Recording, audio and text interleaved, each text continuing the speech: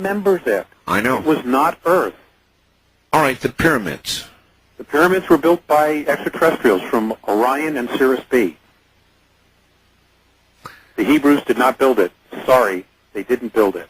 All right. They didn't build what's underneath it either. You have thoroughly disturbed the force. Let's go to the phones. And Well, wait a minute. I want to address one more issue. Sure. Okay. When we were talking about the protocol about addressing extraterrestrials. Oh, that's right. The individual protocol. You said that it would be a very difficult thing for them to do when they were meeting their creator. You bet. Ladies and gentlemen, please hear me when I say this. You are a spiritual being first. Okay? You were alive. You were conscious. You were whatever you were and are long before physicality was created. Okay? You are not physicality first. That's a trap. You are so much more than that. And somehow, some way, we have to, all of us as a race, break out of this mold of that we're just physical flesh and bones. I know religions have pounded us with you are sinners and you are this.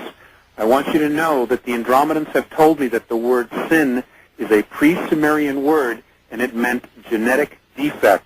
It didn't mean evil, dark, bad-doing person. It didn't mean that at all. It meant genetic defect, that we are born in sin, born with a genetic defect because our DNA has been manipulated. I hope that puts some of this into perspective for some of you. All right, let's see what the audience has to say. First-time caller line, you're on the air with Alex Collier. Hello.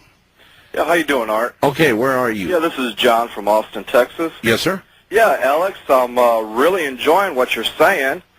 I'd like to maybe try to converse with you some way through email later on because I am part of a group probably well into the hundreds of thousands where you're just touching on what we believe in. And I'm about to fall off my chair listening to you and how close you are to what we believe in. So like I said, I'd like to get with you somehow through email or however and talk with you more. All right, well, let's see if we can get you something you can work with then, caller. Alex, do you have... We have an email that you can send correspondence to. It is Robinson, R-O-B-I-N-S-O-N, right. J-D, J-D, right, at AOL.com. Okay, that's Robinson, J.D. at AOL.com. That's right. And do you pick up that mail yourself? I have access to it. Okay, Yeah. so in other words... It's my publisher. It is? Yes. Boy, is your publisher going to be surprised. Well... So in other words, if they send email, your publisher is going to pass it on to you. Oh, yes, of course. We talk every day. Okay, RobinsonJD at AOL.com. Very good. Wildcard line, you're on the air with Alex Collier. Hi. Hi, how you doing tonight, Alex and Art? Fine. Hi there. Alex, got a question for you. Where are you, sir? Pardon me? Where are you? Fresno, California. KFRE. First of all, how is somebody to believe that you are the chosen one, that out of the millions of people on the face of the earth, that these people are corresponding with you? Good question. Okay, well, sir, I don't consider myself chosen. In fact, I consider it quite a burden, to be perfectly honest with you. I'm not the only one. There are other races having extraterrestrial contact with other people. Example, Billy Meyer.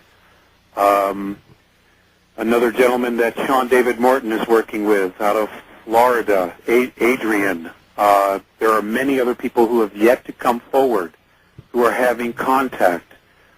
I'm not chosen. There's nothing special about me at all. I think I'm just a person who is willing to make the certain sacrifices for the betterment of all. Well, yeah, but you mentioned another gentleman who also received similar messages who, in effect, refused to pass these messages on. So he refused to go public. Yeah, exactly. So, I mean, there's a burden. There's a risk. You know, you go through it every day yourself, Art. Yeah, I know. Do you feel that it was random, that you were selected just randomly? No, sir. According to them, when they were here, they had a small colony here 62,000 years ago. Apparently, that's how my soul got here.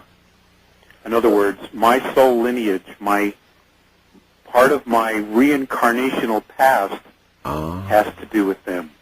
So if they were here 62,000 years ago or 52,000 years ago or 2 million years ago, then the evolution of man has been manipulated through all these years?